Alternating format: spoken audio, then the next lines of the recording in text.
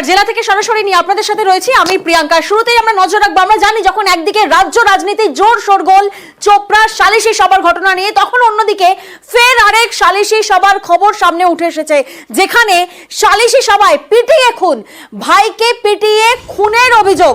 ফের আরো এক সালিশি সভা, সেই সালিশি সভায় যেখানে পিটিয়ে খুন করা হয়েছে, ভাইকে পিটিয়ে খুনের অভিযোগ দাদার বিরুদ্ধে। দক্ষিণ দিনাজপুরের কুমারগঞ্জের ঘটনায় চাঞ্চল্য আমরা দেখেছি। চোপড়া সালিশি সভার খবর নিয়ে কিন্তু রীতিমতো জোর শোরগোল রাজ্য রাজনীতিতে। তখন আরো একবার আরেক সালিশি সভা, যেখানে দক্ষিণ দিনাজপুরের কুমারগঞ্জে সালিশি সভায় পিটিয়ে খুনের খবর সামনে উঠে আসছে। প্রতিনিধি অনুপ এই মুহূর্তে আমাদের সঙ্গে রয়েছেন। অনুপ, তোমার থেকে জানার চেষ্টা করবো ঠিক কি ঘটেছিল সালিশি সভার সাথে, কারা জড়িত? দেখো, একদমই প্রিয়াঙ্কা, যে ঘটনা ঘটেছে, একটা জমিতে ট্রাক্টর দিয়ে জমি চাষ করা নিয়ে কিন্তু সমস্যা দুই ভাইয়ের মধ্যে। সেই সমস্যার সমাধানের জন্য পঞ্চায়েত সদস্যকে সেখানে ডাকা হয় দুই পরিবারের তরফ থেকে। সেখানে তিনি যান এবং গত রাতে সেখানে তিনি যখন যান, গিয়ে তাদেরকে বোঝানোর চেষ্টা করেন। সেই সময় কিন্তু আচমকাই তিনি যে সভা করছিলেন, সেই সময় কিন্তু তারা পিছন থেকে আক্রমণ করে বলে অভিযোগ করেছেন। এই যে যদু বর্মন যিনি মারা গিয়েছেন, তার দাদা কালিদাস বর্মন, তার পরিবারের তরফ থেকে ৩-৪ জন মিলে এসে তাকে লাঠি সোঁটা এবং শাবল দিয়ে তাকে মারা হয় বলে অভিযোগ। এরপরে তিনি সেখানে লুটিয়ে পড়েন। এবার তারপরে সেখানে পঞ্চায়েত সদস্যের সামনেই কিন্তু এই ধরনের ঘটনা ঘটেছে বলে তিনি জানিয়েছেন। তিনি সেখানে কিছু করার ছিল না, তিনি আটকানোর চেষ্টা করেছেন, কিন্তু তিনি নিজেও আহত হয়েছেন বলে জানিয়েছেন। এরপরে তাকে হাসপাতালে নিয়ে যাওয়া হলে তার বালুরঘাট জেলা হাসপাতালে নিয়ে আসা হয় এবং সেখানে কিন্তু তার মৃত্যু হয় এই যদু বর্মনের। অর্থাৎ জমি নিয়ে বিবাদ, সেই বিবাদের জেরেই সালিশি সভা, যেখানে সালিশি সভায় লাঠি শাবল দিয়ে ভাইকে বেধড়ক মারধর করা হয়। মৃতের দাদার বিরুদ্ধে খুনের অভিযোগ। ওরা যেই ট্রাক্টরটা নিয়ে আসছে ওই ট্রাক্টর দিয়েই নাকি বলে চাষ করাতে হবে, অন্য ট্রাক্টর দিয়ে নাকি চাষ করা যাবে না। ওই ঘটনা নিয়ে মেম্বারের কাছে একটু শুনতে যে বললো, ডাকলো, আমার শ্বশুরের নাম ধরে ডাকিচ্ছে, কে জানে ওরা সঙ্গে করে পিছে পিছে আসিচ্ছে এরকম করে। তারপর বের হয়ে যাওয়ার সঙ্গে সঙ্গে এই মারাপিট একদম চালু হয়ে গেছে। কি দিয়ে মারপিট হলো? শাবল আর বাঁশ আর কি জানো একটা লাঠির মতো কি যেন পেরেক পোতা খিল পোতা জানো কি যেন একটা নিয়ে আসছে। মানে ভাই ভাইকে মারলো? হ্যাঁ, ভাই ভাইকে মারিচ্ছে। ঘটনাটা ওদের জমি নিয়ে দুপুরবেলা বেলা গন্ডগোল। আপনি মীমাংসা করতে গেছিলেন? আপনি? হ্যাঁ, মীমাংসা করার পর আমরা চলে আসছি, যে পিছন দিক থেকে ভটাম করে বাড়ি মারে দিছে, পাওয়ার মতো পাওয়ার যে পাটা হয় না দুটো সাবলদের বাড়ি মারছিল পাটা। আপনিও তো প্রাণে বাঁচিয়ে গেছেন নাকি? বাচ্চা মানে কি, আমাকে হসপিটাল যেতে হতো, আমার লুঙ্গিটা গোটায় ফাটে গেছে সাবলের মাথাটা লাগে, নাহলে আমাকে মানে হাল খারাপ হতো। আমার কথা হলো গায়ে হিসাব কাজ করবে তার শাস্তি পাক, আমার পোষ্যের কথা। আর শুরুতেই আপনাদেরকে বলেছিলাম, চোপড়া সালিশি সভা, যে সালিশি সভা নিয়ে রাজ্য রাজনীতিতে জোর শোরগোল, যে ঘটনা নিয়ে রীতিমতো রাজনৈতিক টানাপোড়েন শুরু হয়েছে। এবার চোপড়ার ঘটনায় মুখ্যমন্ত্রীর ফোন হামিদুলকে। আরো একবার আপনাদেরকে জানিয়ে রাখি, চোপড়া সালিশি সভা নিয়ে আমরা দেখেছি রীতিমতো রাজনৈতিক টানাপোড়েন শুরু হয়েছিল জেসিবি কে নিয়ে। সেই জেসিবি যার অভিযোগ উঠে এসেছিল হামিদুল ঘনিষ্ঠ বলে, এবার হামিদুলকে ফোন মুখ্যমন্ত্রীর। অর্থাৎ চোপড়ার ঘটনায় কড়া ব্যবস্থার নির্দেশ মুখ্যমন্ত্রীর। প্রতিনিধি সোমরাজ এই মুহূর্তে আমাদের সঙ্গে রয়েছেন। সোমরাজ, আমরা দেখেছি ইতিমধ্যেই হামিদুল রহমানের বক্তব্য নিয়েও রাজনৈতিক টানাপোড়েন শুরু হয়েছে, আর এবার মুখ্যমন্ত্রী সরাসরি ফোন করলেন হামিদুলকে। কি কথোপকথন হয়েছে?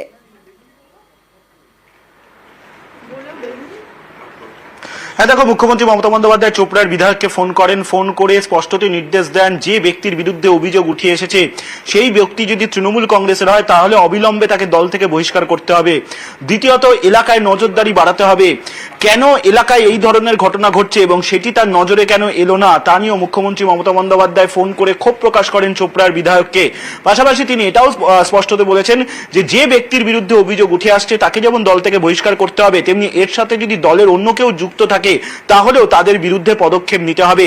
যদিও চোপড়ার বিধায়ক পাল্টা জানিয়েছেন, তিনিও তার উত্তর দিয়েছেন এবং তিনি বলেছেন যে তিনি দলের কোনো পদাধিকার কেউ নয়, তিনি শুধুমাত্র একজন কর্মী, সাধারণ কর্মী। ফলত সেই জায়গার দিক থেকেই মমতা বন্দ্যোপাধ্যায় এই বার্তা দিয়েছেন চোপড়ার বিধায়ককে যে এর সঙ্গে দলের কোনো ব্যক্তি যুক্ত থাকলে তাহলে তার বিরুদ্ধেও কড়া পদক্ষেপ নিতে হবে। বেশ বেশ, আপনাদেরকে জানিয়ে রাখি হামিদুর রহমান তিনি বলছেন এলাকার বিষয় নিয়ে ফোন করেছিলেন মুখ্যমন্ত্রী। শোনাবো আপনাদের। ওদের এলাকার ব্যাপার নিয়ে জিজ্ঞাসা করছিল, পিসফুলি রাখো যাতে কি ঝামেলা না হয়, যা ঘটনা আছে আইন দেখতেছে, আইনের কাজ করুক। যদি আমাদের পার্টির লোক হয়ে থাকে ওকে বহিষ্কার করে দাও দল থেকে। বলেছি দিদি ও ভোটার একজন, পুলিশ এসেছিল ওকে বাড়ি থেকে তুলে নিয়ে গেছে, কেউ প্রতিরোধ কখনো কিছু বলেনি। অন্যায় করেছে, অন্যায় শাস্তি পাক, আমরা সবাই চাই। আপনাকে কি দল থেকে শোকজ করা হয়েছে? ওদের এখনো চিঠি পাইনি।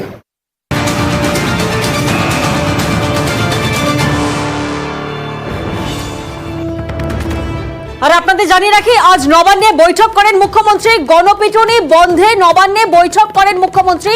গণপিটুনি কোনোভাবেই বরদাস্ত নয়। বেশ কিছুদিন ধরে আমরা দেখছি রাজ্যের বিভিন্ন জেলা থেকে গণপিটুনির খবর সামনে উঠে আসছে, আর এবার নবান্নে বৈঠক করেছেন মুখ্যমন্ত্রী। প্রতিনিধি সোমরাজ এই মুহূর্তে আমাদের সঙ্গে রয়েছেন। সোমরাজ, তোমার থেকে জানার চেষ্টা করব মুখ্যমন্ত্রী আজকে নবান্নে যে বৈঠক করেছেন এই বৈঠকে কারা কারা ছিলেন এবং সেই কে কে নির্দেশ দেওয়া হয়েছে।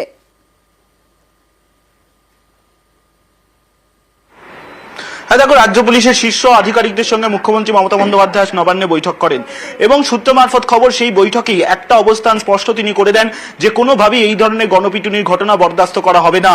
পাশাপাশি গোয়েন্দা ব্যর্থতা নিয়েও তিনি প্রশ্ন তোলেন, তার সঙ্গে এলাকায় এলাকায় রাতের নজরদারি বাড়ানোরও নির্দেশ দেন। এছাড়াও মুখ্যমন্ত্রী মমতা বন্দ্যোপাধ্যায় আজকে বৈঠকে নির্দেশ দিয়েছেন যে যে এলাকায় এই ঘটনাগুলি ঘটেছে বা অতীতেও ঘটেছে সেই এলাকায় ভিজিলেন্স আরো বাড়াতে হবে। এডিজি আইন শৃঙ্খলা সহ রাজ্য পুলিশের কয়েকজন শীর্ষ আধিকারিক আজ বৈঠকে উপস্থিত ছিলেন মুখ্যমন্ত্রী মমতা বন্দ্যোপাধ্যায়। সেই বৈঠকে মুখ্যমন্ত্রী কড়া বার্তা দেন এবং কার্যত যদি কোনো ফোন আসে বা অভিযোগ আসে সেই অভিযোগ বা ফোন আসার পর তৎক্ষণাৎ পদক্ষেপ নিতে হবে, পুলিশকে কোনোভাবেই বসে থাকলে চলবে না। এই বার্তাই মুখ্যমন্ত্রী মমতা বন্দ্যোপাধ্যায় দিয়েছেন রাজ্য পুলিশের শীর্ষ আধিকারিকদের। মুখ্যমন্ত্রী মমতা বন্দ্যোপাধ্যায় যখন নবান্নে আসেন তারপরেই পুলিশের শীর্ষ আধিকারিকদের নিয়ে বৈঠক করেন গণপিটুনির ঘটনা নিয়ে এবং তারপরেই এই নির্দেশ দেওয়া হয়। এবং তুমি দেখেছো তারপরেও রাজ্য পুলিশের তরফে 4 দফা অ্যাডভাইজারিও জারি করা হয়েছে। সব মিলিয়ে গণপিটুনির ঘটনা নিয়ে জিরো টলারেন্স নীতি নিয়েছেন মুখ্যমন্ত্রী মমতা বন্দ্যোপাধ্যায়, তেমনটাই নবান্ন সূত্রে খবর। একেবারে গণপিটুনির ঘটনা নিয়ে জিরো টলারেন্স, 4 দফা অ্যাডভাইজারি জারি রাজ্য পুলিশের তরফ থেকে।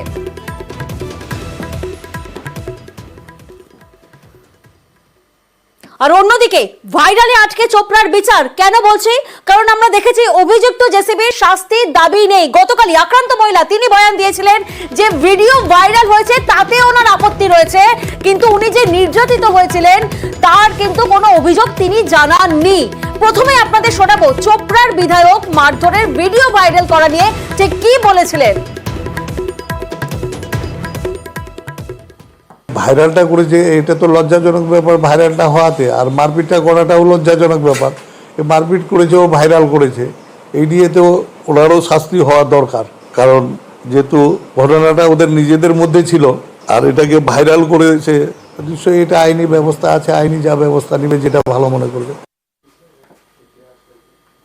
গতকালই আপনাদেরকে আমরা শুনিয়েছিলাম ভাইরাল ভিডিও নিয়ে আপত্তি জানিয়েছিলেন নির্যাতিতা, আর আজ একই সুর আক্রান্ত যুবকের মায়ের গলাতেও। শুনুন একবার। গতকাল আমার যে ভিডিওটা ভাইরাল করেছে সেটা আমি জানি না কে বা কারা ভাইরাল করেছে। থানায় আমি অভিযোগ জানাচ্ছি, লিখিত দিয়েছি। তো আমার মান সম্মান নিয়ে হানি করেছে ওই ভাইরালকারীর ব্যক্তিকে আমি থানায় লিখিত অভিযোগ করেছি। পুলিশকে আমি অনুরোধ করেছি ওই ব্যক্তিকে শাস্তি দেওয়া হোক। এত বড় ঘটনা ঘটছে, ছেলে এবং বোমাকে মারধর করেছে, তার শাস্তি চান না আপনারা? আমি জানি না যে আমার ভিডিওটা করেছে, আমি ওয়ারে শাস্তি চাই। আমার ভাইরাসটা করলে যে মেরেছে আমি চিনি না, কে মেরেছে নি মেরেছে, কে কি করেছে ওটা আমি জানি না। ওর শাস্তি চান না আপনি যে মেরেছে? না না না, ও আমি তো জানি কে না ভাবছি। চোপড়ার পর এবার ফুলবাড়ি, আবারও বিবাহ বহির্ভূত সম্পর্কের অভিযোগ, আর আবারও গ্রামে বসে সালিশি সভা, যেখানে গ্রামের নীতি পুলিশের মাতব্বরি। এবার মহিলাকে চর অপমানের জেরে সেই মহিলা আত্মহত্যা করেছেন। এই ঘটনায় জলপাইগুড়ির সেখানে এখনো পর্যন্ত 4 জনকে গ্রেফতার করেছে পুলিশ।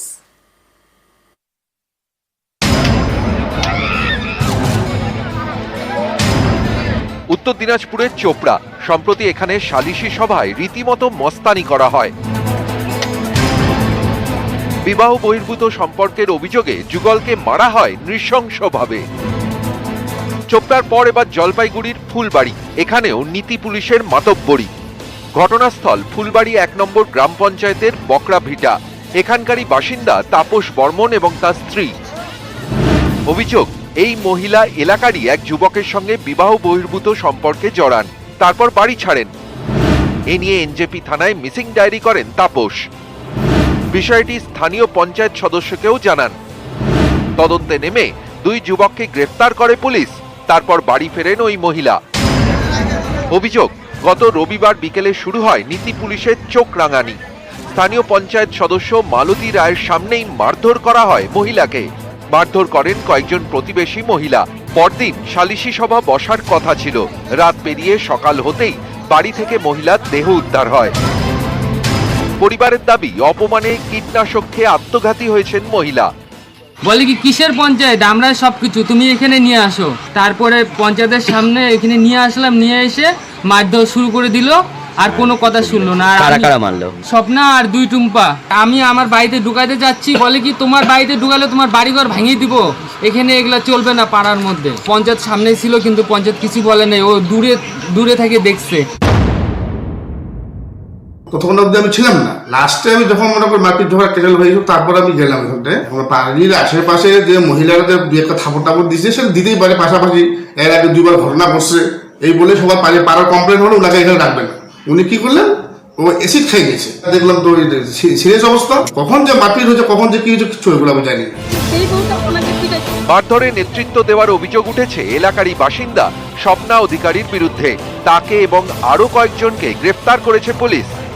স্যার, এখন অবধি কতজনকে অ্যারেস্ট করা হয়েছে এই ঘটনায়? 4 জন অ্যারেস্ট হয়েছে স্যার। আরো কি কেউ আছে? আমরা তদন্ত করে দেখছি। নিউজ 18 বাংলা।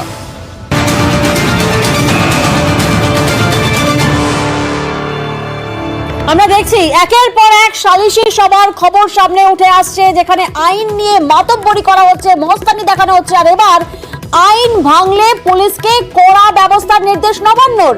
পুলিশকে কড়া ব্যবস্থার নির্দেশ নবান্নর। মৃতদের পরিবারের একজনকে হোমগার্ডের চাকরি এবং পরিবার পিছু 2 লক্ষ টাকা আর্থিক সাহায্য ঘোষণা করা হয়েছে। অর্থাৎ এবার আইন ভাঙলে পুলিশের তরফ থেকে কড়া ব্যবস্থা নেওয়া হবে নির্দেশ।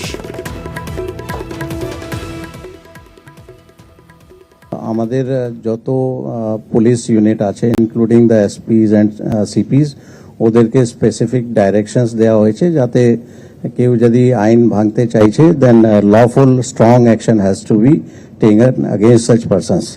অ্যান্ড বিভিন্ন রকম গাইডলাইন যেটা আগে 2018-19 দেওয়া হয়েছিল, those guidelines have been repeated again to all the units, so that necessary action is taken. And vigilance বাড়াতে হবে, ইনফরমেশন বাড়াতে হবে, পাবলিকের সঙ্গে যোগাযোগ ভালো রাখতে হবে, so that prompt information comes to the police and necessary intervention is taken in time. ক্ষতিগ্রস্ত পরিবারের জন্য কোনো ক্ষতিপূরণই যথেষ্ট নয়। তথাপি অর্থনৈতিক সহায়তার লক্ষ্যে ক্ষতিগ্রস্ত পরিবারগুলিতে নেক্সট অফ কিন, যারা ভিকটিম হয়েছেন তাদের নেক্সট অফ কিনকে একটি করে স্পেশাল হোমগার্ডের চাকরি দেওয়ার কথা ভাবা হয়েছে, দেওয়া হবে। এছাড়া পরিবার পিছু 2 লক্ষ টাকা অর্থনৈতিক সলিউশনও দেওয়া হবে। আমরা দেখেছি আজই গণপিটুনি রুখতে নবান্নে বৈঠক করা হয়, আর অন্যদিকে গণপিটুনি বিল নিয়ে তৎপর তৃণমূল। রাজভবনে আজকে রয়েছে গণপিটুনি বিল। বিধানসভায় বিল পাশ হয় 30 আগস্ট 2019 সালে এবং বিধানসভায় পাশ গণপিটুনি বিল। কিন্তু অভিযোগ, রাজ্যপালের বিরুদ্ধে বিল আটকে রাখার অভিযোগ। বিধানসভা অধিবেশনে সরব হবে তৃণমূল। কারণ আপনাদের জানিয়ে রাখি, বিধানসভায় পাশ হলেও রাজভবনে আটকে রয়েছে গণপিটুনি বিল। অভিযোগ তৃণমূলের, 5 বছরেও বিলের সাই দেয়নি রাজভবন। এবার বিধানসভা অধিবেশনে সরব হবে তৃণমূল। মানুষকে পিটিয়ে মারার প্রবণতা, যেটা গত কয়েকদিন ধরে আমরা দেখছি বিভিন্ন টিভিতে বা সংবাদ মাধ্যমে, এগুলো বন্ধ করার একটা উপায় ছিল। যে সরকার যে বিল এনেছিলেন তাতে যা শাস্তির বিধান ছিল, কোনো লোক মারা গেলে পরে তার মৃত্যুদণ্ড পর্যন্ত ছিল। যদিও এই বিলটা আমরা রাজ্যপালের কাছে 3 সেপ্টেম্বর 2019 সালে পাঠিয়েছি, তা সত্ত্বেও অনুমোদন আসেননি। এই বিলগুলো দ্রুত গতিতে সম্পন্ন তার সম্মতি দেওয়া উচিত। তিনি সম্মতি দিতে নাও পারেন, আর যদি তার কোনো রেকমেন্ডেশন থাকে যে এখানে কোনো রকম অ্যামেন্ডমেন্ট করার দরকার, সেটাও তিনি জানিয়ে দিতে পারেন। কিন্তু দুর্ভাগ্যজনকভাবে এই বিলটা যখন গেল রাজ্যপালের কাছে, তিনি এতে কোনো মন্তব্য করলেন না, তিনি বিলটা ওইভাবে হিমঘরে ফেলে রেখে দিলেন। মানুষের মনে একটা ভয় দরকার আছে যে শাস্তির বিধান থাকলে পরে ন্যাচারালি তাদেরও অনেক ভয় থাকবে। আমরা দেখছি কোথাও সালিশি সভায় মারধর, কোথাও আবার গণপিটুনির জেরে মারধর, আর এবার আরো একটি অপবাদ সামনে উঠে এসেছিল, ডাইনি অপবাদে মারধর। 26শে জুনের ঘটনা, ফাঁসি দেওয়ার পেটকি, যেখানে স্বামীর শ্রাদ্ধেয় অনুষ্ঠানে নির্যাতন করা হয় সেই মহিলাকে, এমনটাই অভিযোগ সামনে উঠে এসেছিল শ্বশুর বাড়ির বিরুদ্ধে। 26 জুনের ঘটনা, সেই খবর আমরাও দেখাই। মারধর করে মহিলাকে ভাইয়ের বাড়িতে ফেলে যাওয়া হয়, আর এই ঘটনায় এবার নির্যাতিতার শ্বশুর বাড়ির 5 জনের বিরুদ্ধে অভিযোগ দায়ের করা হয়েছে। যদিও আপনাদের জানিয়ে রাখি, অভিযোগ অস্বীকার করেছে নির্যাতিতার শ্বশুর বাড়ির লোকেরা। আমরা দেখছি একদম পুরা মারছে, এখানে কাটছে, এইখানে কাটছে, পিঠের মধ্যে পুরা, গালের মধ্যে পুরা মারছে। ওরা বলছিল ডাইন। হ্যাঁ, ডাইন বলে বলতেছিল। ভালো ছিল তো মহিলাটা। ওকে অপবাদ দেওয়া হচ্ছে। হ্যাঁ, কি চাচ্ছেন এখন আপনারা? আমরা কি চাচ্ছি, ও যে বিচার না কি করে ভালো হবে ওইটাই চাই আমরা। বাড়ির লোকে মারধর করছে, বেহুদুম মার করছে। কেন মারলো? মারাটা যে ডাইন সন্দেহ করে দিয়ে মারছে। ওর স্বামীটা যে কয়েকদিন আগে যে মারা গেলেন না, বাস্তিগুলা বলতেছে কি তুমি ডাইন, তুমি আমার টাকাকে তুমি মারে ফেলেছিস, তুই ডাইন হয়ে তুই কি করেছিস, তুই খাইছিস, এমন গালাগালি দিল। তারপরে শাশুড়ি মাটা যে ছিল ও বলেছে তুই ডাইন আছিস, তুই এরকম আমার ছেলেটাকে তুই খাইছিস। আমি থানাতে গিয়ে আমি অভিযোগ করলাম। এটা খুব ভুল আর কি। এরা যে কবে শুধরাবে, আদিবাসীরা এরা কোনোদিনও মানে কি সঠিক মানে পথে চলেও না আর কি, আর এদের এইগুলা ভুল ধারণা আর কি। আর তার মধ্যে আজকে যে এখানে ক্রিটিক্যাল একটা কেস হয়েছে আর কি, সেটা আর কি বিশাল ব্যাপার আর কি। হ্যাঁ, চুরি দেখা, ওটা আমিও দেখেছি আর কি। আমি আগে জানতাম না কি, যাকে পরে যখন আর কি ওরা যখন যে কাপড় টাপড় খুলছে আর কি, তখন দেখলাম আর কি যে এখানে কাটা দাগ আছে আর কি, তারপরে পিঠের দিকে চোট, তারপরে মাথার দিকে চোট আছে আর কি, তারপরে নাভির দিকে চোট আর কি।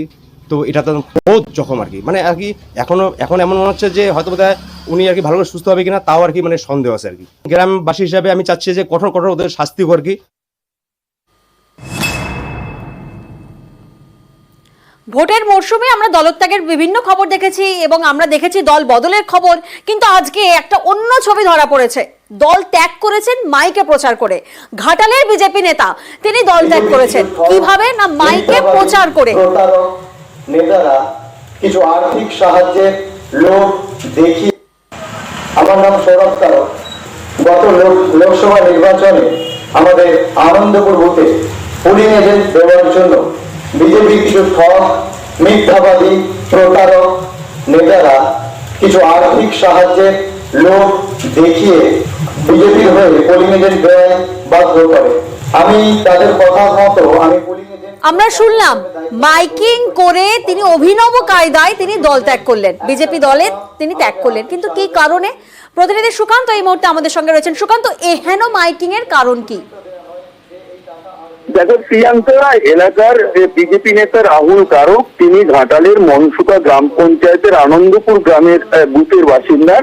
তিনি যেটি দাবি করছেন যে লোকসভা নির্বাচনে কাজে লাগানোর জন্য বিজেপি তাকে টাকার অফার করেছিল এবং সে বিজেপির হয়ে কাজ করেছে বুথে, এবং বুথ এজেন্ট ছিলেন তিনি, এবং তার বাবাও বিজেপির সক্রিয় কর্মী হিসেবে কাজ করেছেন।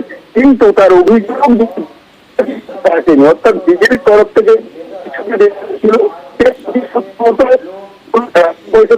সুকান্ত, তোমার আওয়াজ স্পষ্ট আসছে না। আপনাদেরকে জানিয়ে রাখি, লোকসভা ভোটে বিজেপির এজেন্ট ছিলেন এই রাহুল কারক। ভোট মিটলেও খরচের টাকা না পাওয়ার অভিযোগ এবং তারই প্রতিবাদে মাইকে প্রচার করে বিজেপি ত্যাগ করেন এই নেতা। এবং আমাকে পরবর্তীকালে আসলে বিজেপি এই ধরনের রাজনীতি করে, নীতি নেই, আদর্শ নেই মানুষের জন্য। আমরা জানি দিকে দিকে চারিদিকে তৃণমূল এইভাবেই সন্ত্রাস করছে, ভয় দেখিয়ে জোরপূর্বক বিজেপি কর্মীদেরকে তৃণমূলে যোগদান করার চেষ্টা করছে এবং যোগদান করাচ্ছে। এটা তৃণমূলের রাজনৈতিক চক্রান্ত। এই রাজনৈতিক চক্রান্তকে বিজেপি রাজনৈতিকভাবে মোকাবিলা করবে এবং উত্তর দেবে।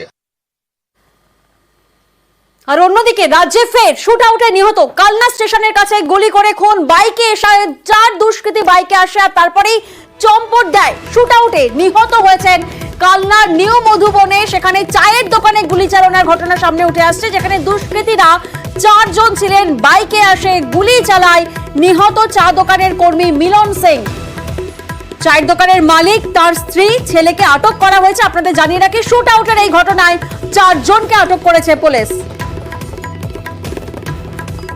কালনা রেলওয়ে স্টেশনের কাছে একটা গুলি চলেছে আর এক লোক মারা গেছে। লোকের রিগার্ডিং যেটা আমরা খোঁজ পেলাম কি ওই লোক চুঁচুড়া রবীন্দ্রনগর, ওর বাড়ি ওখানকার ক্রিমিনাল, কিন্তু ওর against arms act, NDPS act অনেক কেস আছে ওখানে। তো এখানে কিছুদিন ধরে থাকছিল, কিছু এদের নিজেদের মধ্যে রাইভালরি ছিল। দোকানদার আছে, ওকে আমরা এখন একটু জিজ্ঞাসা করছি কি ঘটনা ঘটেছিল কালকে। খুব শীঘ্রই কে বা কারা করেছে ওটা আমরা ওই লোকে খুঁজে অ্যারেস্ট করতে পারবো। খালি কার্ট্রিজ পেয়েছি আমরা এখানে, সেটাকে সিজ করা হয়েছে। এখন ইনভেস্টিগেশন চলছে, সব আমরা করছি। একটা টিমও ফর্ম করছি আমরা, অ্যাডিশনাল রুরাল থাকবেন, এসডিপিও থাকবেন, আমার বর্ধমান হেডকোয়ার্টার থেকে কিছু লোক, আমাদের স্পেশাল টিম থাকবে। আর নিহত চা দোকানের কর্মী যে মিলন সিং চুঁচুড়ার কুখ্যাত অপরাধী, অপরাধমূলক কাজে যুক্ত থাকায় খুন, এমনটাই মনে করা হচ্ছে। কালনায় গুলিতে নিহত মিলনের বিরুদ্ধে একাধিক অভিযোগ রয়েছে। মিলনের বিরুদ্ধে অস্ত্র আইন সহ একাধিক ধারায় মামলা রয়েছে।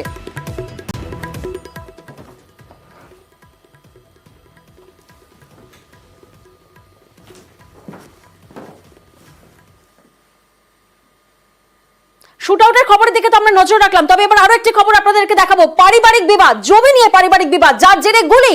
বহরমপুরে জমি বিবাদের জেরে গুলি, জমি নিয়ে পারিবারিক বিবাদ বহরমপুরে শাহজাদপুরে, যেখানে দাদাকে গুলির অভিযোগ। গুরুতর অবস্থায় হাসপাতালে ভর্তি দাদা।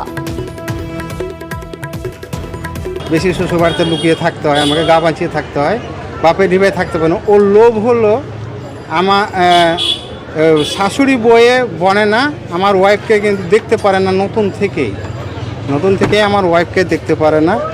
তা আর আমার একটা বাচ্চা, মেয়ে বাচ্চা, ও বলে আমাকে মার্ডার করে দেবো। কে ওর লোকটি কে? জয়নাল আবেদিন, ও ছোটো ভাই হয়েছে। আপনার ভাই? হ্যাঁ, আমাকে মার্ডার করে দেবো, তাহলে ওই জমি জায়গা, ও একটা মেয়ে, ও এখানে এসে করতে পারে না, ওর বাপের বাড়ি চলে যাবে, জমি জায়গা ঘর বাড়ি সব আমার থেকে।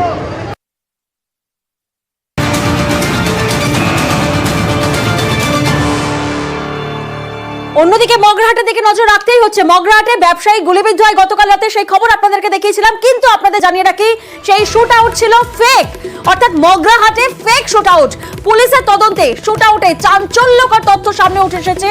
পয়েন্ট ব্ল্যাঙ্ক রেঞ্জ থেকে গুলির দাগে সন্দেহ হয় পুলিশের, তারপরেই চলে পুলিশি জেরা, যে জেরায় নিজেকে গুলির স্বীকারোক্তি ব্যবসায়ীর। অর্থাৎ যে ব্যবসায়ীকে নিজেই এই প্ল্যান ফাঁদে লক্ষ লক্ষ টাকার প্রতারণার অভিযোগ ছিল, আর সেই টাকা দিতে না পারায় ফেক শুট আউটের পরিকল্পনা করেন তিনি। পুলিশে জেরায় শিকার গুলিবিদ্ধ অশোক ছাটুয়ের, আর পরিকল্পনায় সামিল অন্যদেরও আটক করেছে পুলিশ। যে ভদ্রলোক আহত হয়েছেন তিনি এখন ভর্তি আছেন, তার কথায় বিস্তর অসঙ্গতি আমাদের প্রথম থেকে আমরা লক্ষ্য করেছিলাম। আদৌ এই ভদ্রলোকের কাছ থেকে 7 লক্ষ টাকা যে সময় চুরি যাওয়ার কথা উনি দাবি করেছেন সেটা হয়নি। যে ইনজুরিটা হয়েছে সেটা যেন কেউ সাজিয়ে গুছিয়ে করলে, অনেকক্ষণ ধরে চিন্তাভাবনা করে কোথায় লাগিয়ে একটা ফায়ার করলে যে ধরনের ইনজুরি হয়, এই ইনজুরিটা তার সঙ্গে অনেকটাই মিল আছে। সেলফ ইনফ্লিক্টিং হওয়ার সম্ভাবনা যথেষ্ট পরিমাণে আছে। যাদের নাম বলেছে জিজ্ঞাসাবাদ করছি,